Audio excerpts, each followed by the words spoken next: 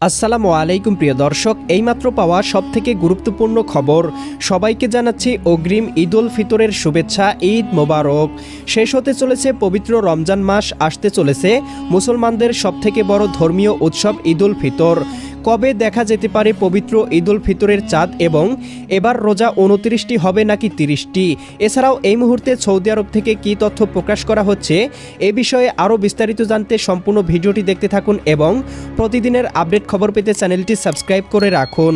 বাংলাদেশে এবার পবিত্র রমজান মাসের চাঁদ দেখা গেছে 18 ফেব্রুয়ারি বুধবার সন্ধ্যায় এবং রোজা শুরু হয়েছে 19 ফেব্রুয়ারি বৃহস্পতিবার থেকে। এক্ষেত্রে 19 মার্চ বৃহস্পতিবার সন্ধ্যায় শাওয়াল মাসের চাঁদ দেখা গেলে পরদিন 20 মার্চ শুক্রবার পবিত্র ঈদ উল ফিতর অনুষ্ঠিত হবে।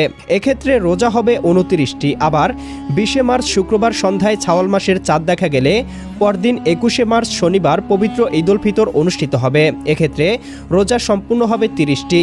এদিকে বিশ্বের বিভিন্ন দেশসহ বাংলাদেশেও এবার পবিত্র রমজান মাস 30 দিন পূর্ণ হওয়ার সম্ভাবনা রয়েছে। সেই অনুযায়ী আগামী 21 মার্চ পবিত্র ঈদ উল ফিতর উদযাপিত হতে পারে বলে ধারণা করা হচ্ছে। জ্যোতির্বিজ্ঞানের হিসাব অনুযায়ী চাঁদ পৃথিবীকে একবার প্রদক্ষিণ করতে সময় নেয় 29 দিন 12 ঘন্টা 44 মিনিট 3 সেকেন্ড। এবার চন্দ্রমাস শুরু হয়েছে নতুন চাঁদ জন্মের কয়েক ঘন্টা পরই, তাই একাধিক জ্যোতির্বিজ্ঞানের হিসাব অনুযায়ী এবার চন্দ্রমাস 30 দিন পূর্ণ হওয়ার সম্ভাবনা রয়েছে। সেই অনুযায়ী সৌদি আরবে পবিত্র শাওয়াল মাসের চাঁদ 19 তারিখ বৃহস্পতিবার সন্ধ্যায় দেখা যেতে পারে এবং সৌদি আরবে 20 মার্চ শুক্রবার পবিত্র ঈদ উল ফিতর উদযাপিত হওয়ার সম্ভাবনা রয়েছে।